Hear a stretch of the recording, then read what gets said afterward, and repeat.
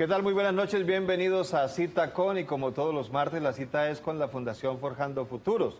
Hoy tenemos invitados, como invitados a candidatos a la gobernación de Antioquia. Hemos estado, Carlos, en estos días, en estos programas últimos, invitando a candidatos a la alcaldía de Medellín y también a la gobernación de Antioquia para que nos expongan sus opiniones y sus propuestas, sobre todo sobre el tema de víctimas, líderes sociales y seguridad en los sitios donde ellos van a llegar a ejercer sus funciones, ya sea como alcaldes o gobernadores. Carlos Montoya, coordinador de prensa y comunicaciones de la Fundación Forjando Futuros, también bienvenido a la mesa, Carlos. Hermano, un gusto siempre saludarte a ti y a todos los televidentes y a los dos invitados que toman acá en el programa. Este programa siempre, como lo dice Gerardo y Nora, es un programa dedicado para las víctimas y para los líderes sociales de acá en Antioquia, que obviamente este departamento tiene tantas cosas lindas para mostrar, pero también tantas debilidades, porque hay muchos líderes sociales, víctimas, desplazados, reclamantes de tierra que esperan que siempre los reparen, y la forma de visibilizarlos es preguntándole a los candidatos que van a gobernar, probablemente la gobernación o la alcaldía, ¿qué van a hacer por esa población? Y ese es el programa que tenemos para hoy Claro aquí, que sí. hermano. Pero vamos a presentarlos primero. Nos acompaña Héctor Hoyos, él es candidato a la gobernación de Antioquia por el Polo Democrático. Bienvenido.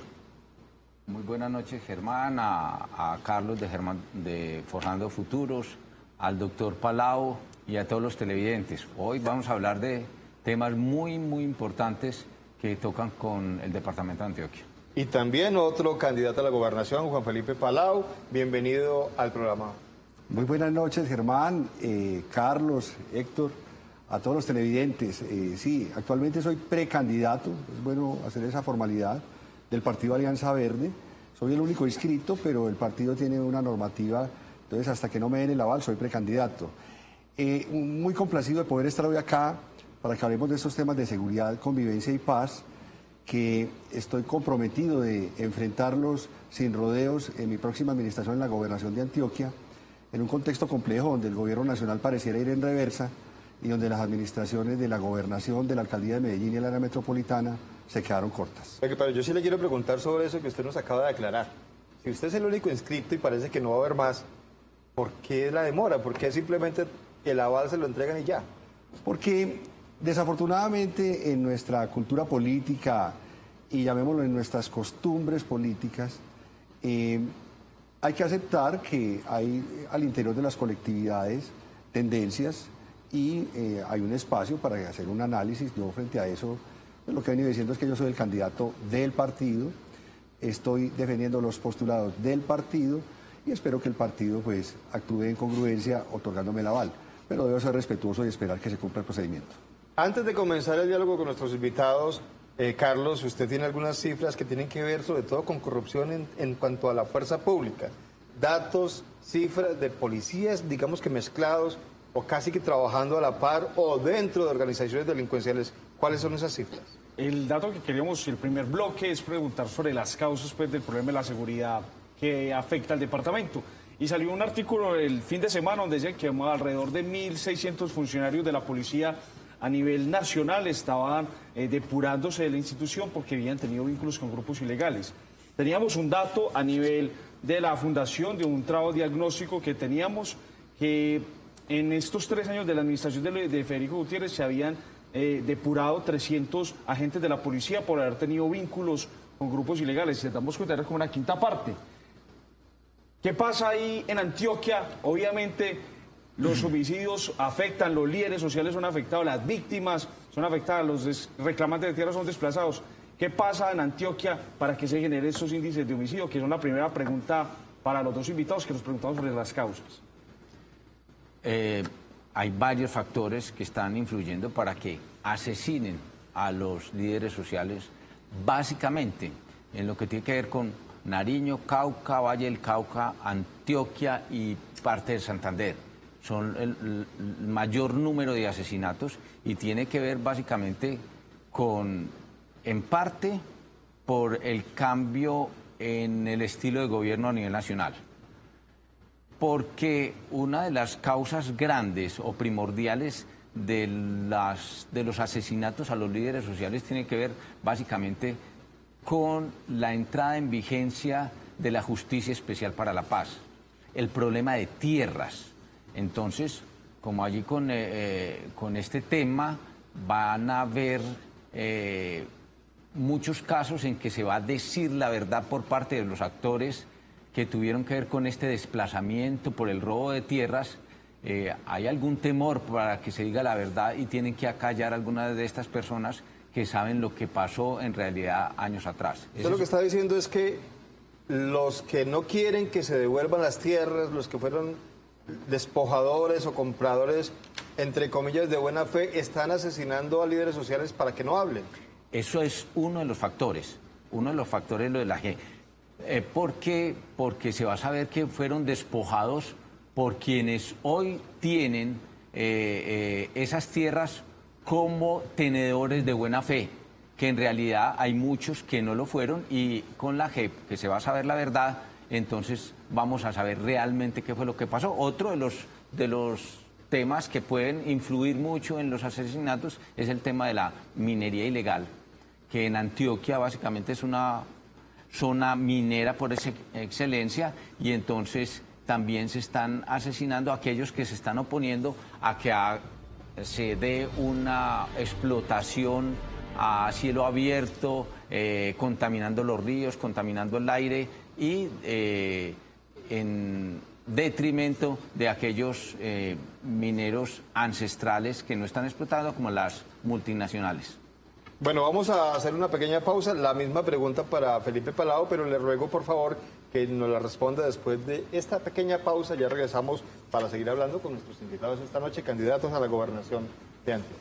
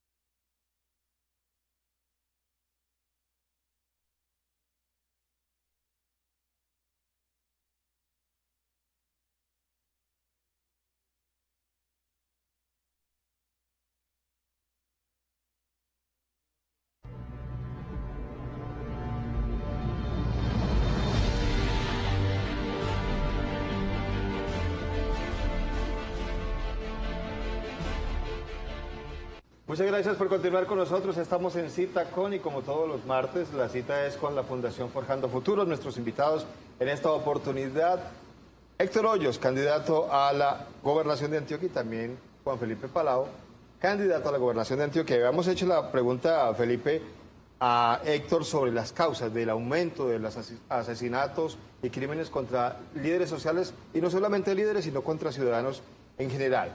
Ya tenemos un diagnóstico por parte de Héctor. ¿Cuál es el suyo?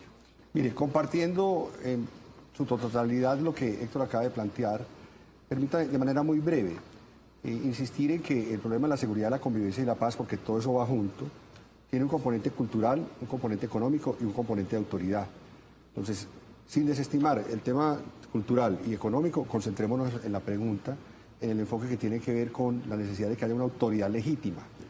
Entonces, ¿qué es lo que tenemos nosotros en este momento? Dentro de ese componente de autoridad legítima hay un componente de alguna manera abstracto, pero importante, que tiene que ver con el ejemplo y el discurso.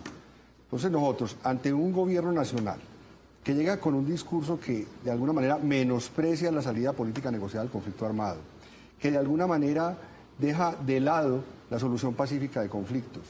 Frente a un gobierno que considera la no violencia algo exótico, pues indudablemente esa persistencia de grupos armados ilegales que hay en el territorio se sienten con carta blanca para volver a recurrir a la herramienta que tienen más cercana, la violencia. Y eso ya tiene que ver entonces también con un segundo componente, que es el económico, dentro de lo de autoridad. Esto no se da únicamente por venganzas o porque haya gente muy mala. Normalmente es por unos intereses que tienen que ver con la posesión de la tierra y con el manejo de las principales rentas en el territorio. Y nosotros aquí en Antioquia, las cifras que planteaba Héctor en los departamentos, precisamente donde vemos nosotros que los últimos 31 líderes asesinados, las más de 480 amenazas, ¿dónde se han dado? Bajo Cauca, Urabá, Nordeste y área metropolitana. Ahí nos estamos peleando básicamente la posesión de la tierra, la minería y la coca. Entonces, en un entorno como este, con un discurso de un gobierno que no es claro frente a la solución pacífica de conflictos, pues obviamente estas entidades que van tras la captura de la tierra de la gente y cómo manejan la minería, en este caso principalmente del oro, y la coca, pues frente a alguien un periodista que denuncia, o un líder social que dice, en mi tierra no hacen eso, van y lo asesinan. Y me falta un último componente, que es el concreto, el de la autoridad legítima. Es indudable que nosotros necesitamos que recuperemos muchos de los instrumentos que teníamos para garantizar ese filtro dentro de la policía, el ejército, las organizaciones de justicia inclusive. Esas cifras que ustedes dan, para mí, de alguna manera son inquietantes. Porque, digamos, aunque yo soy arquitecto y planificador, he aprendido mucho del tema. Si nosotros tenemos aproximadamente 200.000 efectivos dentro de la policía, deberíamos estar hablando de alrededor de 20.000 personas que estuvieran vinculadas a procesos ilegales, porque es un asunto de estadística criminológica. Entonces, si solamente hay alrededor de 1.600, 2.000, significa que hay otras 12.000 que todavía nos están haciendo daño, y es evidente que eso pasa aquí en Antioquia y en Medellín. Entonces, necesita alguien que conozca el tema, que no venga a quejarse y ataque los tres componentes. Por ahí va la pregunta, porque nos genera mucha preocupación, listo, porque muchos hablan de muchos candidatos que hemos tenido acá de fortalecer la policía, de fortalecer la institucionalidad, y llegan estas cifras. ¿Qué hacer entonces con la policía? También la semana pasada en el Bajo Cauca, cuando estás dando el dato de los líderes sociales que también son muy asesinados, van 33 en Antioquia, el segundo departamento con más líderes sociales asesinados. ¿Qué hacer cuando la policía también parte, no toda la policía, tampoco se puede señalar, parte de la institucionalidad, en el caso de la policía, hace parte también de esas estructuras ilegales y también en alianza probablemente con empresarios que no quieren devolver tierra o grupos ilegales para el comercio? ¿Qué hacer con la policía en ese caso? Lo que pasa es que es muy difícil este problema cuando el ingreso a la policía es relativamente fácil y de jóvenes que están desempleados, que no tienen qué hacer y entonces acuden como un medio de subsistencia a ingresar a la policía. Esa es una de las formas que ha ocurrido. Lo que pasa es que adicionalmente algunas instituciones o entidades que han estado o conectan con quienes han patrocinado sus campañas y saben de los quehaceres de quien patrocinaron estas campañas y no pueden hacer una labor efectiva en contra de ellos porque saben a qué están dedicados. A mí me llama la atención, y usted nos va a responder ya sobre este tema de la policía, y me llama la atención es como esto de las cifras y se hace una depuración pero quedan ahí el resto.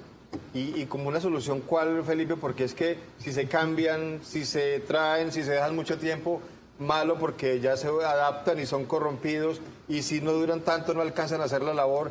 ¿No es como muy complicado, y también, Héctor, hacer ese tipo de depuración en las autoridades? Claro, es que gobernar es complicado.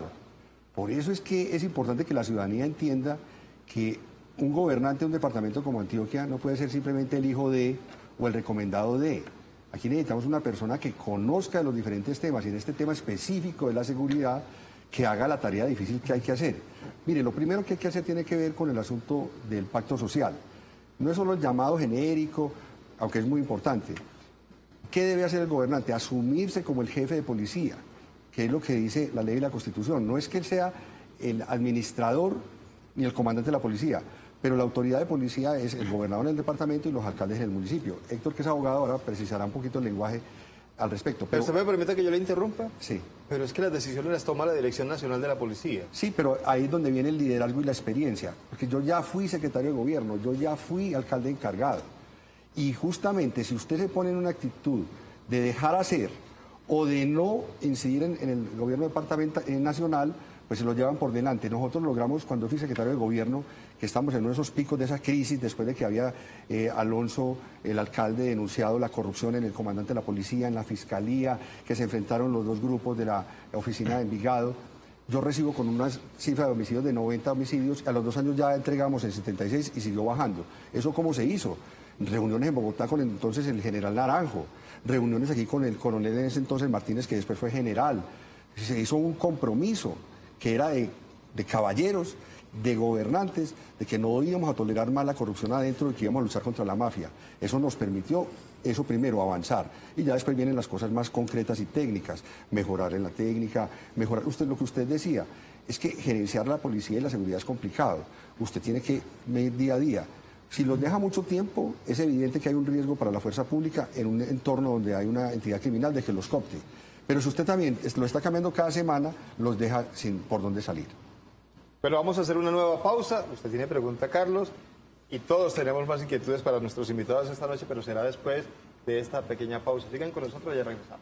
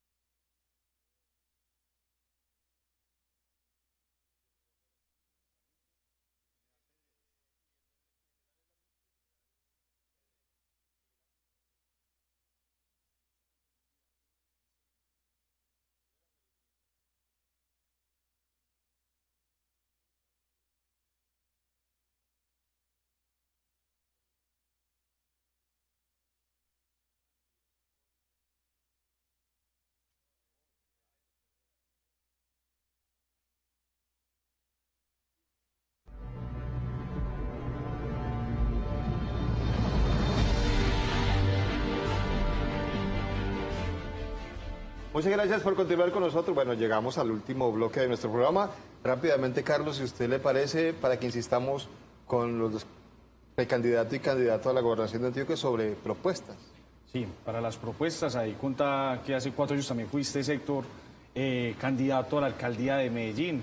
Y obviamente, Felipe, recordar un poco también qué propuestas hay, pero recordarnos también en esa época cuando Alonso Salazar denunció esa alianza que había dentro de la institucionalidad y él como también hizo para enfrentarla y obviamente qué acciones hizo para sociales. ¿Qué propuestas hay entonces? Entonces, empecemos con Héctor.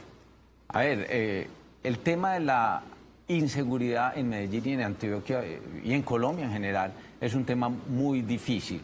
Si fuera fácil ya hubiéramos terminado con el tema de inseguridad acá y se han hecho muchas propuestas. Yo como candidato hace 3 años y medio a la alcaldía de Medellín, oía como los candidatos y el actual alcalde criticó los gobiernos anteriores por el tema de inseguridad, y vemos que hoy sigue igual o peor, porque la visión del alcalde de Medellín hoy es creer que la inseguridad se termina con más pie de fuerza, con tecnología. Nosotros podemos tener el doble, y ya lo he dicho, el doble o el triple de pie de fuerza, más agentes de policía para Medellín, y un helicóptero que está todas las noches cuidándonos, pero con toda esa tecnología, si no hay inversión social, es imposible acabar con el tema de inseguridad.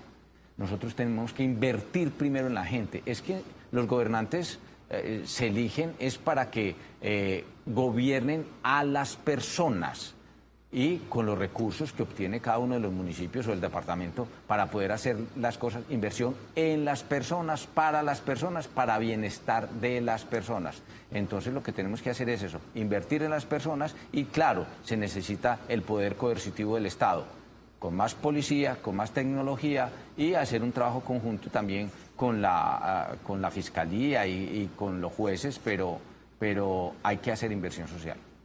Felipe. Bueno, miren, ahí retomo dos experiencias. La Secretaría de Gobierno de Medellín, año 2010-2011, y el primer semestre de 2016, cuando fui el asesor de seguridad del área metropolitana. Los instrumentos están sobre la mesa. Lo que faltó en los últimos años fue que se ejecutaran. Primero, vamos a definir un plan estratégico de seguridad, convivencia y paz departamental en los tres componentes que Héctor acaba de plantear. Movilización de la ciudadanía, oportunidades para la población vulnerable y autoridad legítima. Entonces, frente al tema de movilización, que tiene mucho que ver con el tema pedagógico y demás, vamos a establecer el sistema que habíamos hecho con la Policía Metropolitana, reuniones diarias de seguridad, datos abiertos, no vamos a pelear con Medellín como vamos a tener muy claro que vamos a trabajar con base en indicadores frente a eficiencia de policía, veedurías ciudadanas a los planes, y un esfuerzo muy grande de volver a posicionar el discurso de que la vida es el único derecho que es irreparable. A usted le quitan la vida y no lo vuelve a hacer. Segundo, en el tema de oportunidades, son aproximadamente 25.000 personas que están en riesgo de hacer parte de los grupos armados. La decisión es, los seguimos capturando y metiendo a la cárcel cada año. Para mí vamos a garantizar los 25.000 cupos educativos, los recursos necesarios para que tengan toda la atención psicosocial, y vamos a hacer los acuerdos territorializados con los empresarios para garantizar que después de 5 años empiecen inserción laboral esas 25.000 personas, es decir, alrededor de unas 8.000 personas al año que le vamos a sacar a la violencia. Y en el tema de autoridad es una cosa muy sencilla, pero a la vez que requiere que el comandante de la Policía Metropolitana, el comandante de la Policía Departamental, tengan una clara directriz por parte del señor presidente, del ministro de Defensa. Nosotros vamos a decirle con toda tranquilidad no a la mafia. Vamos a decir con toda tranquilidad, vamos a terminar el proceso de paz con las FARC cumpliendo los compromisos. Y 3, con el señor presidente, vamos a impulsar el proceso de legalización, la ley general de acogimiento a la justicia, para que tanto en Medellín las bandas criminales como las estructuras remanentes entren a acogerse a la legalidad. Eso es necesario que lo hagamos, y yo como gobernador estoy dispuesto a liderarlo.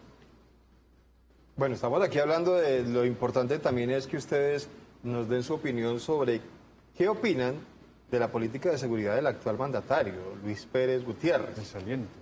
Sí, hasta el último día estará siendo el gobernador, y él tiene una política de seguridad.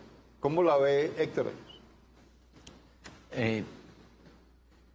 Yo no estoy muy convencido de lo que han hecho los gobernantes nuestros en el tema de seguridad, porque no hay una verdadera inversión social. Es decir, todo lo que se haga está bien hecho y lo han hecho bien, pero les ha faltado. Es decir, uno tiene que al tiempo, es que es como educar a un hijo, ¿cierto? Uno lo tiene que castigar cuando lo tiene que castigar, pero hay que incentivarlo para que haga las cosas bien. Es decir, hay que invertir más en las personas para poder que el aparato coercitivo del Estado pueda funcionar. Porque vemos unas zonas complicadas, Felipe, como el Bajo Cauca, Urabá, en el Nordeste. Urabá, por ejemplo, o sea, unos sitios donde realmente se ve que la delincuencia está poniendo las condiciones. Sí, mire, yo no escribo la pregunta. Yo considero que el doctor Luis Pérez ha realizado una, digamos, bien enfocada labor de seguridad, pero inoportuna. Normalmente ha llegado a ser la intervención cuando ya le estalló el problema, en el Bajo Cauca, en el Nordeste, en la relación con Medellín. Entonces, es un asunto más de, desde el principio, ahora desde el mismo programa de gobierno, tener muy claro que 3.500.000 habitantes están en el área metropolitana. Y lo primero que hay que decir claramente, nosotros vamos a gobernar, es lo que hemos definido como uno de los grandes acuerdos. Medellín y Antioquia no pueden seguir separados. Esa pelea entre el actual alcalde y el actual gobernador, eso es totalmente inconveniente. En la época que nosotros estuvimos en la Secretaría de Gobierno y alcalde encargado 3 veces, se supone que éramos oposición o éramos diferentes a la gobernación, pero yo trabajaba de la mano con Andrés Julián y por eso nos fue bien. Entonces, desde ese detallito hasta el asunto de fondo, como decía él, son más o menos 350.000 personas por fuera del área metropolitana que están en riesgo de violencia, 35.000 que pueden estar siendo víctimas o victimarios y 3.500 que o las encarcelamos o las sacamos. Entonces, si nosotros tenemos claro que el presupuesto del departamento son 5.5 billones al año, existe la plata necesaria para generar unos comandos conjuntos en esos territorios como lo ha hecho Luis, pero ya cuando estalló el problema, pero no para ir a quemar las máquinas de dragado, no para ir a capturar a los delincuentes, sino unos comandos conjuntos para identificar a los jóvenes, matricularlos a la universidad y evitar que entren a la violencia. Bueno, se nos acaba el tiempo, Carlos, pero una última pregunta de sí y no. A ver. De sí o no, porque la última pregunta que queremos hacerles a ustedes es el presupuesto para temas de seguridad. A veces no alcanza la plata y no se puede aumentar. ¿Aumentar presupuesto para esto, sí o no? ¿Del que tienen actualmente? Sí. No es necesario. Héctor. El presupuesto de seguridad tiene que ser igual o tal vez un poco menor del que se utiliza para la guerra. El de seguridad tiene que ser igual al que se utilice para aportarle a la justicia de este país. Es decir, no puede ser inferior que un juez esté lleno de trabajo, que no pueda rendir en su trabajo porque no hay un número de jueces suficiente para evacuar los problemas que tiene la justicia. Muchísimas gracias, Héctor, por acompañarnos esta noche. Muchas gracias a los televidentes y muchas gracias a ustedes por invitarnos a este programa. Igual para Felipe. No, muchas gracias a ustedes, a la gente de Forjando Futuros, una entidad que respeto mucho. Nos tocamos mucho el tema de tierras, que es su especialidad. Mi compromiso de que yo no le voy a sacar el cuerpo ni a los temas de seguridad ni convivencia, ni mucho menos a los de paz como gobernador. Muchas gracias. Carlos, se nos acaba el tiempo. Oh, gracias también y obviamente gracias por estar acá y su compromiso con las víctimas, los líderes sociales y los reclamantes de tierra. Y a nuestros televidentes, muchas gracias por acompañarnos todos los martes aquí en Cita Con. Recuerden, nos volvemos a encontrar nuevamente el próximo martes a las 7 en punto de la noche. Que tengan una feliz noche.